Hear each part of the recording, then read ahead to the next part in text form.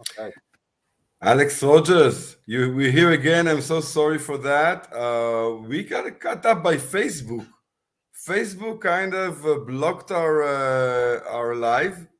I We don't were know just why. we were just speaking too much truth to power, brother. And when the vibes come high, God, that's unbelievable. I can't believe it. Babylon But you steps see, our in. viewers are coming back. Our viewers are coming back. They're waiting for us to come back. Everybody loved you, and I can understand why with that kind of reference. עם הרקע של אלכס, איך אפשר שלא לאהוב אותו? הבן אדם גם היה, המנטור שלו זה היה ג'ק קרר, ממקימים הראשונים של הקאפים של הקנאביס, ממייסדי הרפורמה הרפואית של אורגון עוד טרם עוד בטרם שהם התחילו אפילו לחשוב על לגליזציה. אז אנחנו נמשיך מהנקודה הזאת. So Alex, I'm sorry we cut off before on Facebook. Let's continue from here. I want to hear a little bit about what's going to be in Berlin at the end of June, because Israel's got a lot of people that are interested with cannabis, 127 patients and much more, maybe 3 million users. I'm going to bring up with us another guy that he's our Hashishian. He's our guy, and he's that's Ben. Yeah, Ben is the man. And Ben, I'm bringing him up because Ben wants to know, he loves hip hop. And he loves, music, and he loves weed, and he wants to know if there's anything for him to do with at your show. He loves, what was the first thing you said, Ben? Music, hip hop music. I think he could reggae music. Well, he loves cannabis. Is there any? Yes. And I like also you, Alex. I know you for a couple of years now, and I've been following you. I just love the fact that you started from the bottom, and now you're here. Great. Your example to me, another cannabis activist trying to put themselves in a position that they're able to help many people which require cannabis use. Yeah, I mean, I was an activist for a long time. I'm an MC, hip hop MC. I'm a dance hall MC, Jamaican dance hall. I had dreadlocks for 16 years.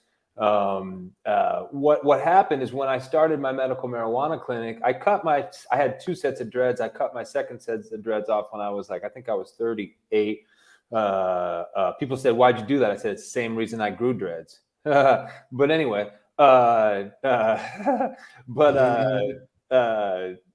so I remember when I came out of college, I came out of prison, then I went to college, and I graduated when I was 36 years old when I graduated college, and finally I did it, and I went and I worked for this activist organization in Oregon.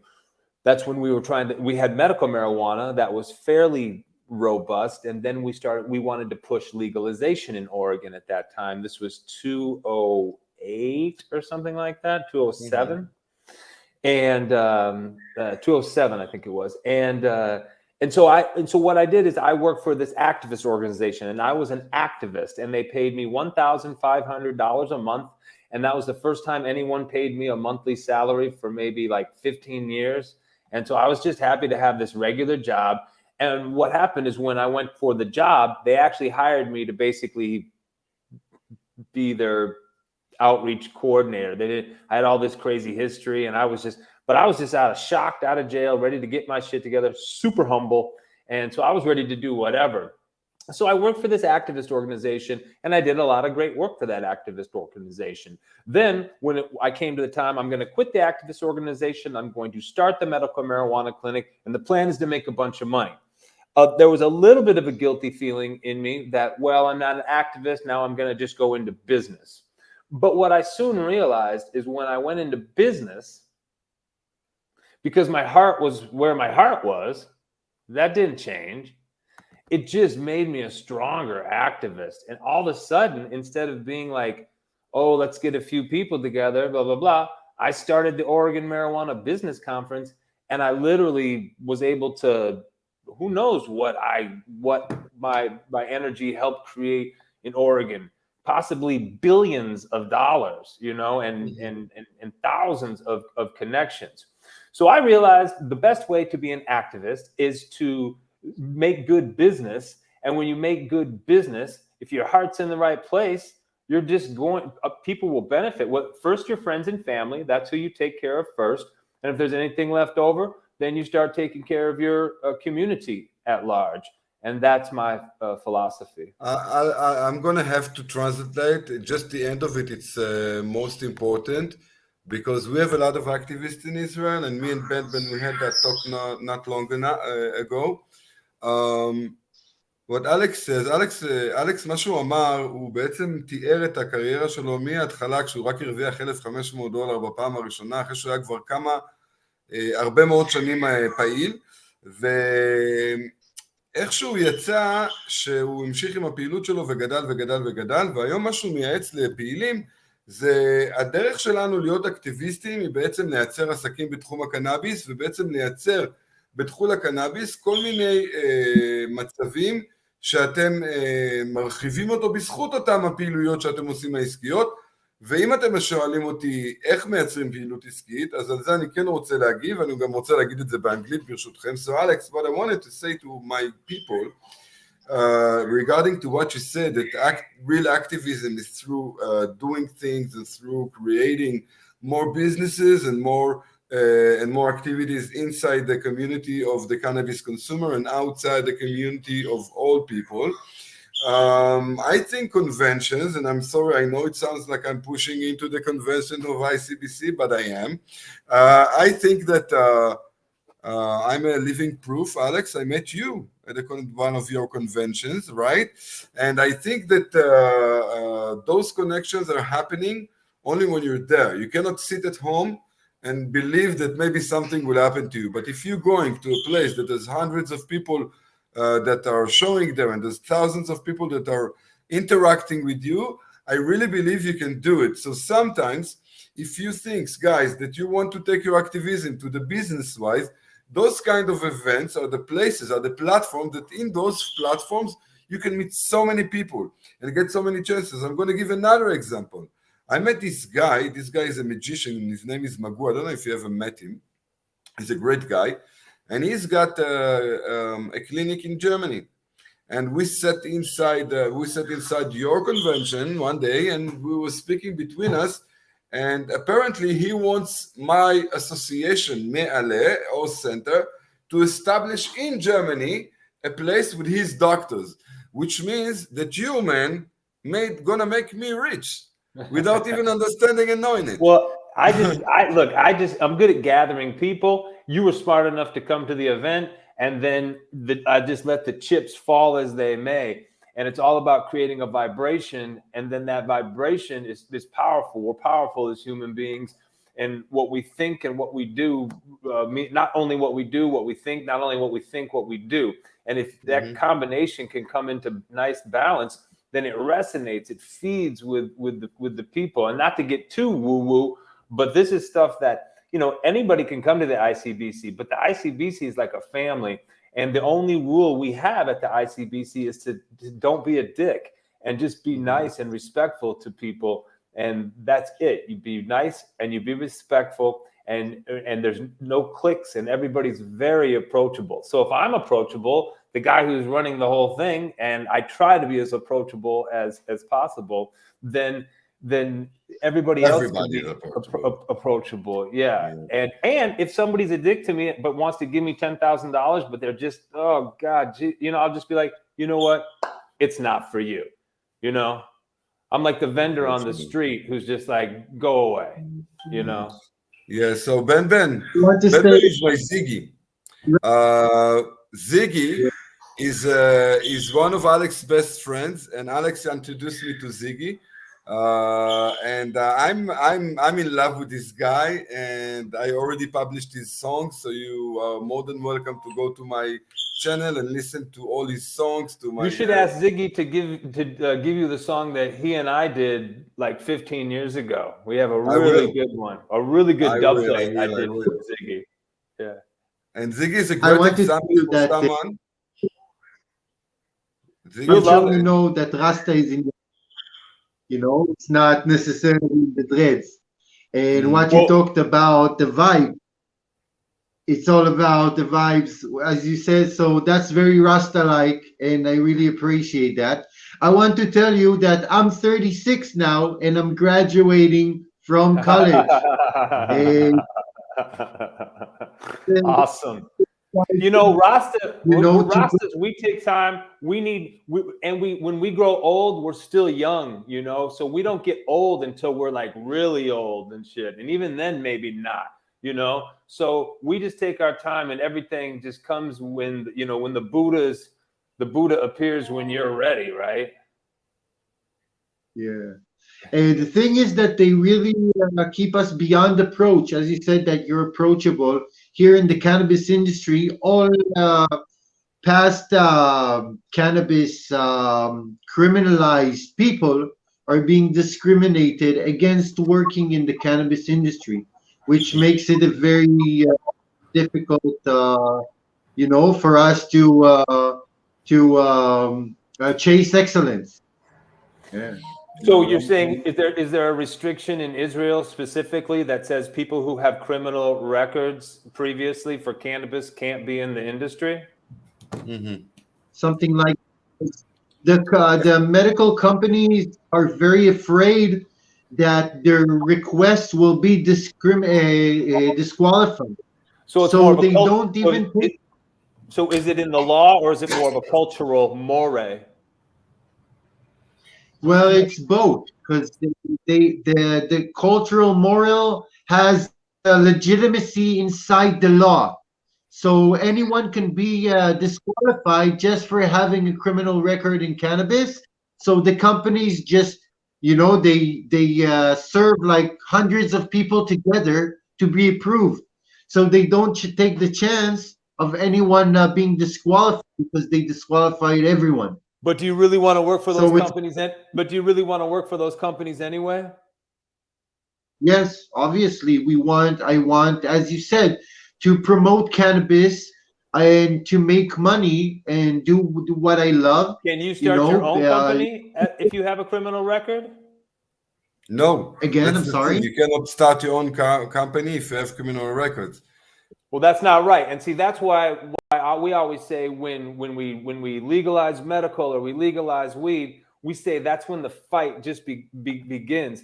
Because if we're not expunging all records at the same time when we legalize or decriminalize or whatever we do, then I don't understand that, because it just doesn't. It really actually makes the institutions look bad. It gives us less faith in our institutions, because the war on drugs is a war on the people. So if the people aren't, if it, it's a stupid law no matter what. But if you legalize it, then retroactively, it's clear that you should make these expungements. And we see many examples, like in Oregon, for example, where I spent many years. They're doing that. And they do not discriminate against people who have criminal records. Mm-hmm. So I find it very, clinical in some ways that Israel would, and I didn't know that before. However, it doesn't seem like a huge surprise to me, as unfortunate as it may be. Yeah, but still, I think Israel is still advanced with a lot of things in the cannabis industry. In the cannabis industry, we still have a long way to go. And Alex, you're also a specialist with governmental. You're like you're the best when it gets to understand politics. And we're gonna use you when you'll be free after your convention. And I want to give Dr. Reznik one more question, because I know you're gonna have to go soon, right? We didn't have the chance to do it exactly how we wanted to do it, but we're going to continue to be in touch with you, Alex. I remember the last question, if you want me to continue Yes. to answer it. Yes, please do. Okay. So cannabis is, I look at it as tomatoes, basically. So, the premise of your question is, or the base of your question is how, with two different models, legalization, medical, then how does that, if the one system is not congruent with the other, then you're just building one system and then starting another rather than having it be one continuous thing. Is that what I understand from your question, kind of, Ilya? This is a question for somebody who organizes largest business meetings, because they're in all sense they're businesses for CBD, even CBD for any purposes that it's allowed as OTC substance. They should be separated from medical stuff. Otherwise, the company would be prevented to make any businesses in this area. So how you put together, it's in how you think this should be, and how you put together in your company, in your conferences.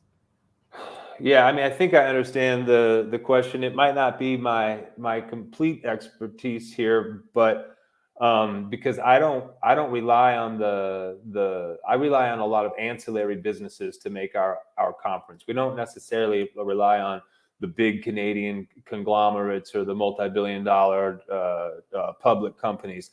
But here's what I do know: harmonization is crucial in any market. You need harmonization. You need uniformity. So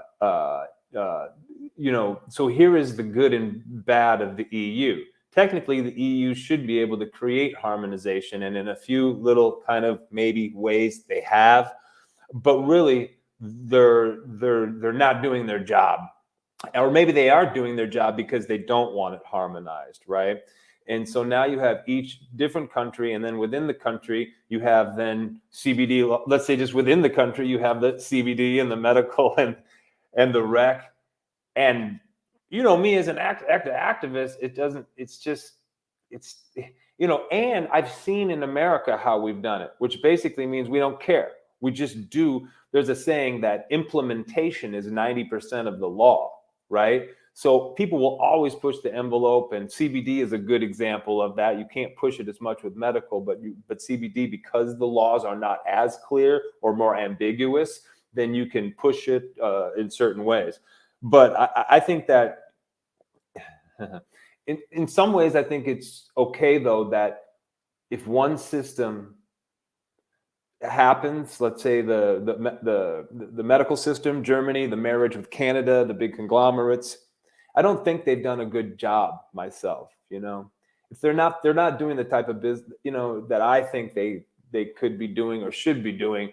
Now, that and a nickel might get me a cup of coffee because they don't care what I think, and they're strong and they're powerful. However, when legalization happens, or whatever Germany is doing, if that doesn't necessarily involve those same players who have put time in, who have put work in, who have done some good work, I don't want to totally discount those companies. However, if those aren't the ones that go forward and there's a new batch of companies that rise up and figure it out, I think that could be also a great thing for the industry. Amazing. Wow, Alex, listen, you're the man. I'm so happy that you came. I apologize again for all the... No problem. Right, Ilya, you should tell him that it never happens to us, right? It's the first time. I'm telling you guys, Facebook is following you. It's something about you, man. Facebook is following you, and you fucked up our stream, but never mind. They just hear the vibration. They hear the vibration. We go to a certain frequency, and it's just like they get the red button. They get the red light going, and they look, right? And they got, we can't let this. The whole floor is probably buzzing there. Let's go to harmonization. Like Alex said, harmonization, this is the word. Harmonization in all ways, shapes, and forms, my brothers. Yeah. So, Alex, when is the exhibition date? June 29th and 30th, the ICBC Berlin, the biggest B2B trade show in the Eastern Hemisphere, 3,000 people from over 80 countries. It is the one-stop shop to meet everyone. Tickets go up on June 7th or June 8th in the morning for you guys. And so if you want to get tickets, I'm going to send you a discounted link right now. Israeli, for the Israelis. To send out to your people. Okay. Amazing. Thank you very much. We're going to use guys. that, and we're going to give one of our clients, of our patients, also the opportunity or the activities to get to your convention and to meet you in person. And we really appreciate everything. Alex, you're really a great guy, and thank you for really everything. Yeah, right back at you. I really appreciate you guys too. Thanks so much, and I'll see you guys in Berlin. Yes, right. We'll see you in Berlin. Okay, Bye-bye. peace. Ciao, Peace. ciao, peace. וואו, איזה איש, איזה בן אדם. משהו כן, מיוחד. משהו מיוחד, האנרגיות שיוצאות ממנו, הם אלו שמשמשות כאנג'ין, כ-source of power, לכל העסקים שלו. זה בן אדם מיוחד, הוא יכול להדביק באנרגיות שלו את הצוות שלו. אתה ואני פגשנו את הצוות שלו, שכולם 100% באים לעבוד, ולא באים לעבודה, הם באים לעבוד, ויודעים לעשות את העבודה, את המרקטינג, את האינפרסטרקצ'רינג, את הנטוורקינג, את המינגלינג, כל דבר אחר.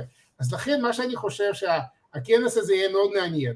לנו בישראל, אין לנו 80 מדינות שיבואו עלינו עם עסקי קנאביס, אז אנחנו צריכים לשפר כל מה שיש לנו בארצנו הקטנטונת, ולגרום למה שאמר, נורמליזציה. זה מה שאני מאמין בו לגמרי, ואני חושב שלשם אנחנו צריכים לשאוף. אני גם שאתה עושה, וכל הפעילות שלך וכל החברים שלך האלה, הוא באמת כיוון הנכון, ואני תומך בזה לגמרי, ואני מאוד מודה לך שהזמנת אותי, ודש לכל החבר'ה. רגע, אל תברח לנו. אתה אדם חכם שאנחנו מאוד מעריכים אותו, ואני רוצה לשאול אותך שאלה. אני אדם צנוע, אתה יודע. תראה, אני חושב שפשוט הרבה אנשים בישראל, בגלל שאתה מאוד לעבוד, ולא לדבר ולפרסם את עצמך, אז הרבה מאוד אנשים בישראל, לצערי הרב, לא מכירים את הפעילות הנרחבת שלך בעולם כולו, את זה שאתה בעצם יושב ראש בארגון שייסד אותו רפאל משולם, ואתה אדם מאוד מאוד גדול בעולם בתחום הקנאביס, ואותי מעניין לשאול אותך שאלה, פה נמצא מצד שני שלך בן אדם, שאתה כבר כמה פעמים שמעת אותו מדבר, קוראים לו בן חירות, והוא בן אדם מאוד משכיל בתחום החשיש והקנאביס, אנחנו דיברנו וראיינו את בן לא אחת, ואתה רואה שיש אנשים, לא רק הוא, אתה רואה פוגש בכל העולם, אנשים מאוד מיוחדים, אתה פגשת איתי את הבחור הקוסם הזה, שיש לו מרפאה בקליניקה בגרמניה, והוא בכלל אקטיביסט, והוא כולו מלא קעקועים ואקטיביסט, וזה לא משהו שהיית מצפה שתהיה לו מרפאה, וכן אפשר בעצם לדעתך, אפשר או אי אפשר לשלב את האנשים האלה בתעשייה, זה טעות שלא עושים את זה, מה אתה חושב מדעתך, מה שנקרא, ממה שראית בעולם, דעתך הבינלאומית? אני חושב בוא ניקח כמה דוגמאות שאתה ואני מכירים אותם. אתה מכיר את יוחאי, שיושב עכשיו בכלא בתאילנד. יוחאי מבטר. כן. הוא מייסד את החברה השנייה בגודלה, השנייה בכלל בזמן והגודלה בישראל, שקיבלה כל הרישיונות לייצר קנאביס, והבטר, אני חושב שגם עד היום היא מגדלת קנאביס ברישיון, ואומנם היא נמצאת בידיים אחרות, אבל לצערי הרב, הבן אדם שייסד אותה וניהל אותה והוביל אותה, הוא עשה כמה טעויות, ועליהם הוא משלם קשה, אז מה אנחנו אומרים? אנשים הכי לגיטימיים בעולם יכולים לעשות טעויות, וראינו לאחרונה רשימה ארוכה של הרופאים מאוד מכובדים, כולם מומחים, חלקם בפסיכיאטריה, שהלכו למעצר על דברים שהם עשו, בהובלה של המתווכים, שפשוט יצרו קשר עם הגורמים, לא יודע אם הם היו קרימינלים או לא קרימינלים, אבל אותם רופאים שתפו פעולה עם הגורמים ועשו פעילות לא חוקית. אז אני לא יודע מה תהיה הענישה שלהם, אבל אני מדבר על דוגמאות קטנות. אז לכן מה אני חושב? אני חושב שזה שבן אדם עסק בפעילות כזו או אחרת, והיום הוא שינה את הדבר הזה ועוסק בפעילות הכי חוקית שיש, אז בואו ניתן לו קרדיט, הוא בן אדם מנוסה, ואני מאמין שעכשיו דרך אגב, בכל המדינות האלו, איפה שעושים לגליזציה של הקנאביס, עושים את האמניסטיה, קוראים לה אמניסטיה לכל אלו שנעצרו עם קנאביס ומוחקים את הרישום הפלילי שלהם. אז למשל אצלנו גם אפשר לעשות את זה, אני רוצה לציין, אם כבר ציינת את זה, אז אני רוצה להגיד לכל מי שהוא יש לו איזושהי עבר כלשהו על קנאביס, אתם יכולים להגיש למשטרת ישראל בקשה והם ימחקו לכם את העבר הזה. יש להם כללים ותנאים כלשהם, אז כדאי ללמוד את זה, אבל אני בטוח שאם תרשמו בגוגל או אם תעקבו אחרי אחד ההישגים האלה, צריך להדגיש שזה אחד מההישגים של שני גופים, הלובי החברתי ברשות שרן חזקאל, ואני גם הייתי חלק מהלובי החברתי הזה שקידם את החוק הזה, והוועדה הסטטוטורית על הסדרת קנאביס שהמליצה לקבל את החוק הזה, והחוק הדקרימינליזציה עבר, וכבר אנחנו 5 שנים אחרי דקרימינליזציה, ואם אפשר למחוק את כל הרישומים הפליליים מיותרים לחלוטין, ולאפשר לאנשים האלו לפתוח עסקים, לנהל מרפאות, ולעשות דברים שלגיטימיים לחלוטין, כי אני נתתי דוגמאות שאנשים הכי לגיטימיים הסתבכו במשהו הכי לא נעים ולא נכון. בדיוק, זאת אומרת... בוא ניתן קרדיט לאלו שעכשיו אנחנו בדיעבד מכירים שהם לא היו הפושעים הגדולים המסוכנים ולא פגעו בבריאות הציבור בצורה המונית. כי יש כאלו... אני חושב לדעתי, אני ממש אשמח בן, אולי אנחנו צריכים לראיין פה יום אחד יש בחור שקוראים לו גולן ג'רופי, גולן הוא בחור שהוא כמו בן, הוא עבר חתיכת דרך, ואפילו נכתב עליו שיר על הדרך שהוא עבר, וזה דוגמה, וגם אתה דוגמה בעיניי, לאנשים שפשוט החטא היחיד שלהם היה שהם רצו להזין את המערכת האנדוקנבינואידית שלהם ולחזק אותה, כי היה להם קשה, והם הסתבכו בגלל הדבר הזה, ואנחנו נמשיך עם הדבר הזה ונמשיך לעקוב ולראות איך אפשר לדחוף ולקדם בכל מיני דרכים אחרות. אחת התוכניות שאני עשיתי זה תוכנית של הכשרה למטפלים קהילתיים, לצערי הפסקתי את זה לפני כשנה וחצי, אבל אנחנו נחזור לעשות את זה, וככה אנחנו נאפשר לעוד אנשים להשתלב בתעשייה בכל מיני דרכים נוספות, כמובן תחת פיקוח רפואי, כמו שאנחנו עושים עם מטפלים קהילתיים אחרים שלנו, ולאט לאט אני מקווה שנוכל לחדור לתעשייה הזאת ככה, להיכנס בכל הכוח דרך הרשת הסבוכה הזאת, ויש לי גם איזשהו עניין אחד אחרון להגיד בהקשר לוועדה שהייתה היום.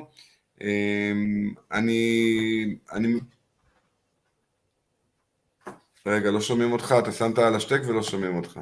אלי, אז אולי באמת קצת נלמד יותר מהחומר שיש, ויש לנו בקבוצות שאתה גם חבר בקבוצה וגם בקבוצות אחרות, יש יותר מידע, יש כמה דברים מידע, אז בוא נקדיש לזה, זה דברים משמעותיים מאוד. בואו לא נצמצם את זה ונקדיש לזה חלק מהשיחה, ואני אשמח להיות חלק ממנה, אבל בואו לא... ואני רוצה רק לפני סיום לשתף לכל מי שרואה פה עכשיו, אני הייתי בהרצאה שלך, ואני ראיתי שאתה ממליץ להיכנס לאתר ליפלי, שזה אתר שיש בו הרבה מאוד מידע, נכון? זה אחד מהאתרים שהם אתרים אחראיים וברמה מקצועית טובה, כי אני מכיר אנשים שעומדים ועושים back office, שעומדים אחרי זה. רוב המאמרים שמעלים שם באים לאנשים כמוני, שאנחנו נותנים רפרנס, ולא מאפשרים לפרסם כל מיני שטויות, שלפעמים קוראים בכל מיני אתרים. כלומר, זה אחד מהאתרים הכי reliable, כלומר, אמינים ומקצועיים ביותר, עם הרבה אינפוגרפיקה. כלומר, אפשר להוריד משם בחינם הרבה מאוד סכמות, פוסטרים, דברים אחרים, חלק בחופשי, חלק בתשלום, אם יש משהו קופירייט. אז אבל ליפלי בעצמו הוא סייט מאוד מאוד מומלץ, ובבקשה, אולי תיתן את הלינק לשם, שאנשים... בוודאי, אנחנו נוסיף אותו כמובן. גנטי, הם מתעדים גנטיקות ומה הן מכילות, זה משהו שהוא יקר ערך כל כך לאנושות, כי רק משם אנחנו באמת יכולים ללמוד על כל האפשרות. בן, אתה אדם מדהים עם ידע ענק. רוב האנשים, 99% אין להם מושג מה זה גנטיקה. ואלו שרוצים לקחת חומר נכון וטוב, גם לא חשוב להם את הגנטיקה, גם הם לא מבינים בזה, ואולי כדאי לא לסבך אותם, כי כשאני רואה שאני מתחיל להסביר לאנשים אצלי מטופלים על האנדוקנבינואיד, ריספטורס וכל מיני דברים, ומדגיש מה ההבדלים בין ה-white widow לפרשן קוש, אז הם מתחילים להתבלבל. אז בוא נשאיר חלק מהדברים, אני לא בעד להסתיר מאנשים, אבל אתה צריך לדבר איתם ברמה שהם רוצים שתדבר איתם, ויש לך ברוך השם אפשרות לדבר בשפה מאוד מאוד מקובלת לאנשים שמשתמשים, גם יש לך שפה מקובלת לדבר עם אנשים ברמה של ה-high class, כמו אלכס רוג'רס, ואני ראיתי איך דיברתי איתו, כל הכבוד. אז בבקשה, עם כל אחד צריך לדבר ברמה שלו, וככה יהיה הרבה יותר נגיש, כי אני רואה שמדברים עם רופאים ברמה, דוקטור תן לי חומר טוב, אז זה לא עובד עלינו, אבל כשמדברים על דוקטור אני סובל מככה וככה, מה דעתך יעזור לי, זה כן מדבר. אתה מבין כמה דברים, מה ההבדל, ופחות גנטיקה ויותר דברים אמיתיים. כמה שנגשר יותר על הפער הזה, וחוסר האינפורמציה, כך יהיה יותר קל, גם בתור מטופלים וגם בתור מטפלים. אני רוצה גם להדגיש את העניין הזה, אתה יודע, אלי, אתה פסיכיאטר, אני פוסט-טראומטי מילדות, וגם על ההיבט הזה של אני הרבליסט, בהרבליזם אנחנו כאילו, זה מאוד הולך ביחד עם הקנאביס, אנחנו לוקחים את כל המידע הקליני, המדעי והרפואי הבדוק והמאומת, אבל אנחנו גם מסתכלים על אנרגטיקה ועל רפואה סינית, ועל כל מיני דברים שהרפואה המודרנית לא יודעת להסביר או להצדיק. אז זה באמת כאילו עניין, נגיד אלכס מבחינתי זה גשר מושלם לבין העולמות האלה, שהוא אימץ, הוא היה בהתחלה מאוד אנרגטי ורוחני נקרא לזה, והוא אימץ את המדע ברמה שבה אפשרה לכולם לקבל אותו, גם מהצד הרוחני וגם מהצד הקליני. ואני חושב שאנחנו כולנו לשאוף, אתה יודע, כל אחד מההיבט שלו, להגיע כמה שיותר לעמק השווה הזה, בין הפן הקליני לבין הפן הרוחני. אני שואף אליה, אתה שואף אליי. אני מתחבר לקטע שלך שאתה אומר על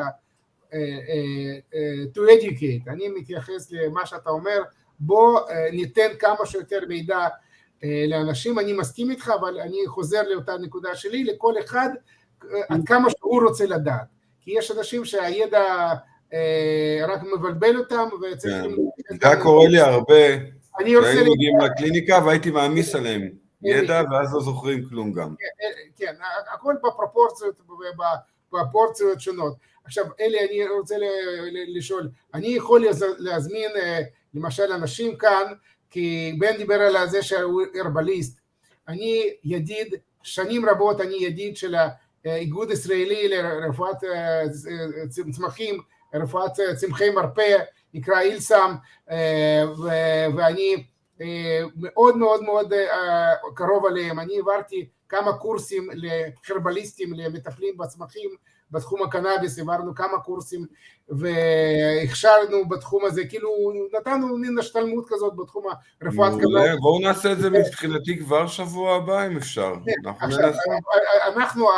אנחנו האיגוד ההרבליסטים, אנשים שמומחים בצמחי מרפא, בעוד 3 שבועות עושים כנס שנתי, ואני מזמין בן וכל אחד מי שמתעניין ברפואת צמחית לבוא לכנס הזה. בכנס הזה אני אחד מה-case speakers, אני מעביר הרצאה וסדנה בנושא של השימוש בצמח קנאביס ומוצריו למען טיפול בהפרעות חרדה, בפוסט טראומה, בדיכאון, והיו כמה הרבליסטים. גם הכנס כולו הוא צמחים נגד ההפרעות נפשיות, ובעיקר נגד דיכאון, חרדה, דברים הכי שכיחים באוכלוסייה, ויהיו כמה הרבליסטים שידברו על זה, ואני אדבר על הקנאביס, ואתם מוזמנים לבוא לכנס שלנו. אם אלי אתה רוצה לתת חשיפה בערוץ שלך או בערוצים שלך, אדרבה, יהיו כמה סדנאות שם, בן אתה כמובן מוזמן, ואני הייתי שמח להיות אתכם חבר'ה.